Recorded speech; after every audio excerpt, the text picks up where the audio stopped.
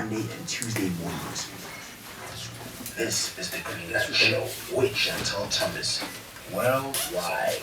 Top of the morning, Greenlight family. It's your girl Chantal Thomas, worldwide, bringing you nothing but world-class entertainment, news, views, and interviews. So today is a beautiful Wednesday morning. It's my man. Yeah, I know I do the Greenlight Monday, Tuesdays, and Wednesdays. This is one of those last days of the week, but I'm going to be back with you guys on Monday morning. Otherwise, let's get our interviews on the way. You know, this is the business channel, the business talk, where we talk about all things, all careers, and inform you guys. And if you're a customer and you didn't think you needed this product in there, maybe this is the show you're supposed to be listening to. So, we're in studio right now with Miss Marizane. Is that how I pronounce it? Yeah, Marizane Neisted. It's a lot. Yo, I love it. Like, I'm just like, well, girl, what's this fancy name? You know what I'm saying? A lot. Please may you introduce yourself and your institution or your business.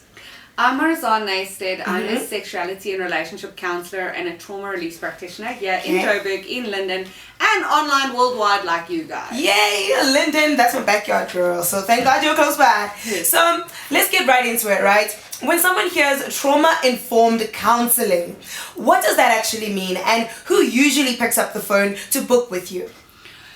So you started with the hardest question first, the most nuanced one. Who are and we? That's like, what does it mean to be trauma-informed? Like, Sure. what is that about? And I would say we could write stories here, or we could just go straight to AI and let it give you the short version. Oh, ChatGPT. You know, we could go straight there, or we could go, you know, I have to consider that when I meet with you, is what are the traumas you may have been through, how is it showing up in your relationships, in your reactivity, in your body, in how you have conversations.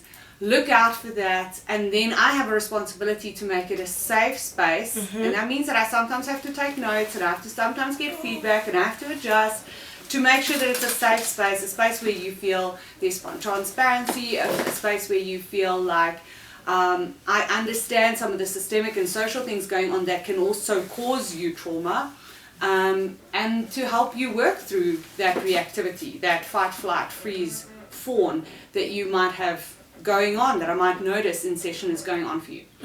So who's the kind of people that pick up the phone? It's everyone and anyone that's gone through things that they can feel is still showing up in their body. Like for some reason I'm still having tantrums about stuff or overreacting about things when I should be staying calm. I'm struggling to stay calm and stay regulated in myself. So something happened that I want to work through. That's on the trauma side. And these are hard conversations, you know, and it's conversations that people are uncomfortable having with people in their lives. So they would rather speak to a professional about it. I think what makes them nervous, though, is the part where you start taking notes. They're like, yo, what is she writing? She's writing that part, you know, specifically. People are ashamed of some of the things that they went through. So it's nerve-wracking to watch the professional at work, you know what I'm saying? So what are you seeing? So you work with couples, stress, intimacy, parenting, and the number one thing professionals are struggling with right now is that people don't talk about enough. The one thing that people aren't talking about enough. So you want to know what are the professionals coming to me with that I'm seeing the most, and that's anxiety. I'm seeing much anxiety. I'm seeing anxiety show up in people's bodies, a certain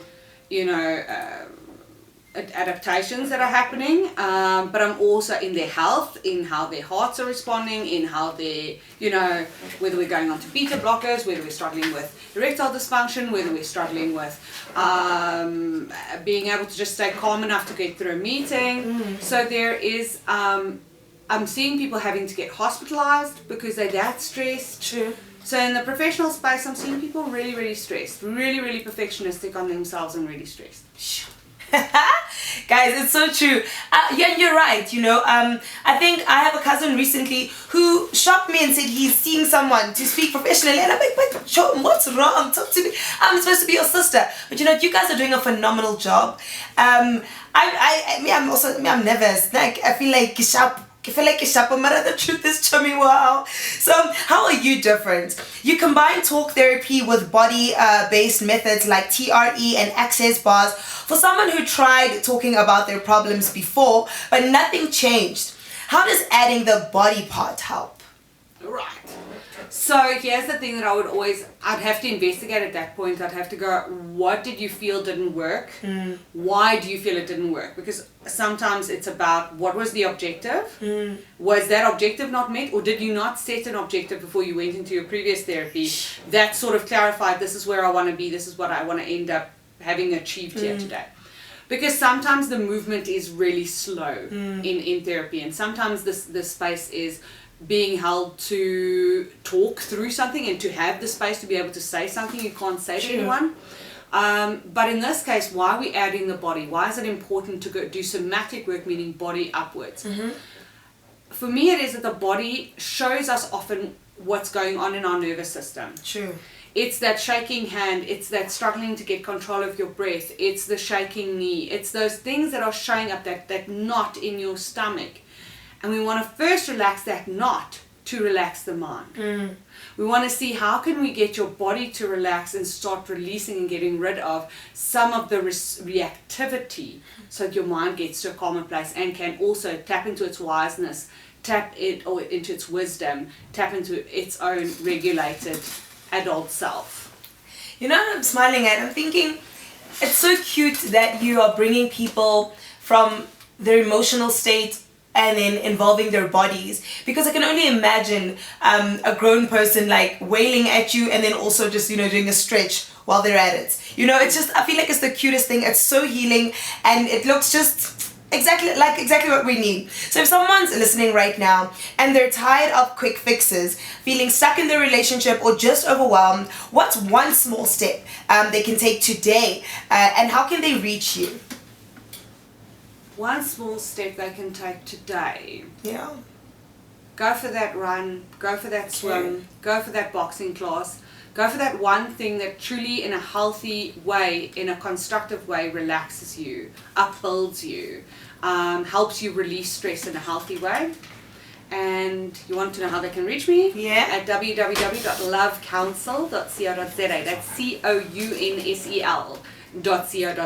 All right, so let's clear something up. So a lot of people think counseling is only for when your relationship is broken, right? When should someone actually come and see you? Before things fall apart, or is it healthier to come after? Right, so this is a case of going, is it better to service my car and to avoid the accident, or after at least once the accident's happened, I'll fix some stuff, right? And I guess it depends on the individual when they're going to jump in and start doing certain types of work, right? So it's great if you can see that this is coming, if you know it's time for some maintenance work, it's time for some service work, let's go. We've been struggling to communicate, we've been sort of missing each other on certain things. I am feeling a little bit like, oh, my eyes are starting to wander. Let's go have a conversation, let's turn back toward each other. That's amazing. Okay. But sometimes it is in the accident, it's in the explosion and implosion that we get ready to actually do the work, that we realize this problem is so big that I need the help. So it depends helps on where you're at. It does help. You're actually so right.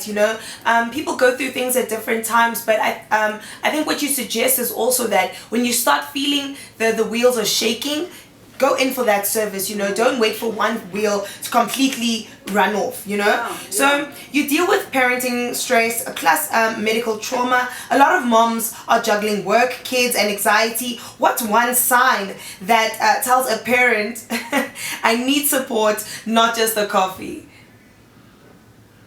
Oh my word, what a good question. Yeah, so interesting. How are you still able to regulate yourself? Are you able to find ways to get yourself back to calm? And do you have enough hands on deck to give you the space to go get that regulated, so that you can come back and be the adult in the room and not also start reacting at a child level, not counter tantruming, not getting violent, not getting that aggressive. And that's where the teamwork in parenting is so important, so that the one can take over when the other one is saying, yo, time out for me, let me go run, let me go walk on the grass with my bare feet, till I'm ready to be the adult in the room again. True. Oh my word. The difference between the adult and the child. It's a phenomenal abstract here, right? So couples call you for communication breakdowns as well. What's the number one mistake you see couples make when they argue? What should they do instead? What really works? This is gonna sound a bit like exactly what I just said. Okay. I realize that, right? And that is the True. number one mistake I see couples make, is that they try engage, they try speak when they are not regulated. Okay. Well, They they still come hot. to each other when they're hot, when they're on fire. You did this to me. How dare you? Who do you think you are? They go Shame. into criticism. They go into contemptuous behavior. They go into getting defensive. They go into then sudden silent treatment. Go, blocking each other and whatever. Those are very reactive things. So we didn't go calm ourselves enough. Go, they have the jog. Swim the swim, have the soccer match, go do the thing that calms you enough for you to come to your partner and say, I'm really upset. I need to speak to you about it. True. When that happened, I got so angry. I need to chat to you about it because you don't know that my anger is sending me into this place where I'm pulling away from you, where I'm creating distance between the two of us.